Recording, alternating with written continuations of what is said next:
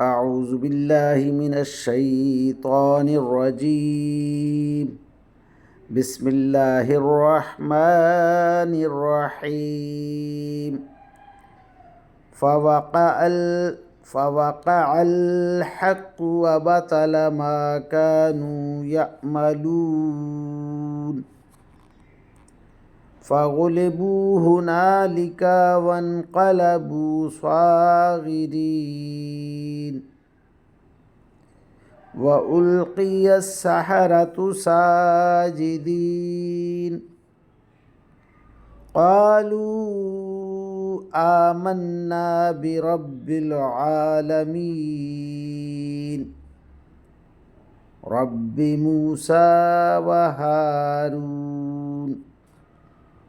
قال فرعون آمنتم به قبل أن آذن لكم إن هذا لمكر مكرتموه في المدينة لتخرجوا منها أهلها فسوف تعلمون.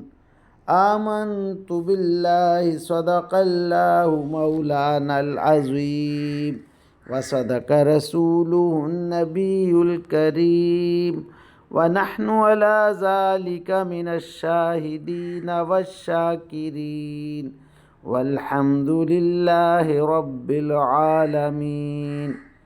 ابھی آپ کے سامنے سورہ الاعراف کی آیت نمبر 118 تا 123 کی تلاوت کی گئی۔ انشاءاللہ کچھ ہی دیر بعد عزت مآب راؤ شاہ نواز صاحب انہی آیات کا ترجمہ، تشریح اور تفسیر بیان فرمائیں گے۔ اللہ تعالیٰ سے دعا ہے کہ ہمارا پڑھنا، آپ لوگوں کا سننا اللہ تعالیٰ قبول و منظور فرمائے اور اس پر عمل کی توفیق عطا فرمائے، آمین یا رب العالمین۔ اعوذ باللہ من الشیطان الرجیم، بسم اللہ الرحمن الرحیم۔ ملتان سے روشن نواز تمام دوستوں کو السلام علیکم ورحمۃ اللہ وبرکاتہ۔ دوستان گرامی، آپ کے سامنے سورہ اعراف کی آیت نمبر 118 سے لے کر 123 تک کی تلاوت کی گئی۔ اب انہی آیات کریمہ کی آسان تشریح اور ترجمہ مفتی تقی عثمانی کا لکھا ہوا اور تفسیر ابن کثیر سے حاضر خدمت ہے۔ اللہ تعالیٰ قرآن پاک میں ارشاد فرما رہا ہے، حضرت موسیٰ علیہ السلام کا تذکرہ چل رہا ہے کہ اس موقع پر وہ مغلوب ہوئے اور شدید سبکی کی حالت میں مقابلے سے پلٹ کر آگے۔ اس واقعے نے سارے جادوگروں کو بے ساختہ سجدے میں گرا دیا۔ وہ پکار اٹھے کہ ہم اس رب العالمین پر ایمان لے آئے جو موسیٰ اور ہارون کا رب ہے۔ اللہ اکبر۔ فرعون بولا، تم میری اجازت دینے سے پہلے ہی اس شخص پر ایمان لے آئے؟ یہ ضرور کوئی سازش ہے جو تم نے اس شہر میں ملی بھگت کر کے بنائی ہے تاکہ تم یہاں کے رہنے والوں کو یہاں سے نکال باہر کرو۔ اچھا تو تمہیں ابھی پتہ چل جائے گا۔ واہ سبحان اللہ۔ اب ان آیات کی آسان تشریح۔ یہاں قرآن کریم نے مجہول کا صیغہ القیا استعمال فرمایا ہے جس کے لفظی معنی ہے گر گئے، نہیں بلکہ گرا دیے گئے۔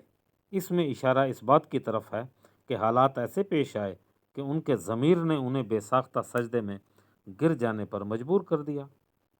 اوپر ترجمے میں اس پہلو کی رعایت کی کوشش کی گئی ہے۔ یہاں ایمان کی یہ حالت بھی ملاحظہ کیجیے۔ جو جادوگر چند لمحوں پہلے اپنے مذہب کے دفاعی کارروائی پر فرعون سے انعام مانگ رہے تھے، اللہ پر ایمان لانے کے بعد ان میں یہ عظیم حوصلہ پیدا ہو گیا کہ وہ فرعون جیسے جابر حکمران کی دھمکیوں کو ذرا بھی خاطر میں نہیں لائے اور آخرت میں اللہ پاک کے پاس چلے جانے کا اشتیاق ظاہر کرنے لگے۔ سبحان اللہ۔ اب ان آیات کی تفسیر ابن کثیر سے۔ عنوان ہوتا ہے جادوگروں کو ایمان کے لانے کی سزا۔ جادوگر جو مومن بن چکے اور فرعون کو اپنے مقصد میں شکست ہو گئی تو جادوگروں کو دھمکی دے رہا ہے کہ آج موسیٰ جو تم پر غلبہ ملا ہے، دراصل یہ ان تمام باہمی سمجھوتا اور سازش لگتی ہے کہ اس طرح حکومت پر غالب آ کر اصلی اہل وطن کو ملک سے نکال باہر کرنا چاہتے ہو۔ یقیناً یہ تم سب کا استاد تھا، اس نے تمہیں جادو سکھایا۔ ہر شخص جس کو ذرا بھی عقل سلیم ہے سمجھ جائے گا کہ فرعون یہ الزام اس بنا پر لگا رہا تھا کہ باطل کے باطل ثابت ہو جانے کی وجہ سے وہ جز وہ مکمل طور پر ہار چکا تھا، اور موسیٰ علیہ السلام نے تو مدین کے آتے ہی فرعون کے پاس پہنچ کر اس کو اسلام کی دعوت دی تھی اور اپنے معجزات ظاہر کر کے رسول خدا ہونے کی تصدیق کر دی تھی۔ اس کے بعد فرعون نے اپنے ملک کے تمام شہروں اور ہماگیر علاقے میں لوگوں کو بھیج کر بلاد مصر کے الگ الگ ساحروں کو جمع کیا تھا، جن کو اس نے اس کی قوم سے منتخب کیا تھا، ان سے بہترین انعام و اکرام کا وعدہ کیا تھا۔ اس لیے انہیں اس بات کی بڑی کوشش کی کہ کسی طرح موسیٰ پر غالب آ جائیں اور فرعون کے پاس تقرب یعنی اس کی قربت حاصل کر لیں۔ اللہ اکبر۔ موسیٰ علیہ السلام تو کسی بھی جادوگر سے واقف نہیں تھے، نہ انہیں کبھی دیکھا تھا، نہ ان سے کبھی ملے تھے۔ فرعون اس بات کو بھی جانتا تھا، مگر جاہل عوام کی ذہنیت کو متاثر ہونے سے بچانا چاہتا تھا، جیسے کہ اللہ تعالیٰ نے فرمایا کہ فرعون کی قوم اس کی متی تھی اور اس کے ہم خیال بنی ہوئی تھی، اور وہ لوگ بڑی زبردست گمراہی میں پڑے ہوئے تھے۔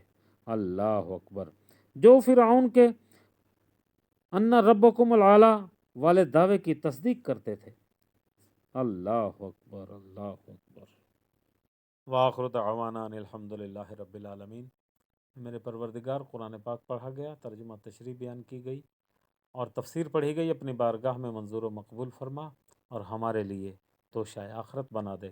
میرے مولا کریم، ہمارے اس گروپ میں جتنے لوگ بھی بیمار ہیں ان تمام کو صحت کلی، صحت کاملہ و عاجلہ عطا فرما، چاہے وہ ہسپتالوں میں ہیں، گھروں میں ہیں، جہاں پر بھی ہیں میرے مولا، ان پر اپنا رحم فرما، کرم فرما، اور میرے رب غفور الرحیم میری دعاؤں کو قبولیت کی منزل تک پہنچا دے۔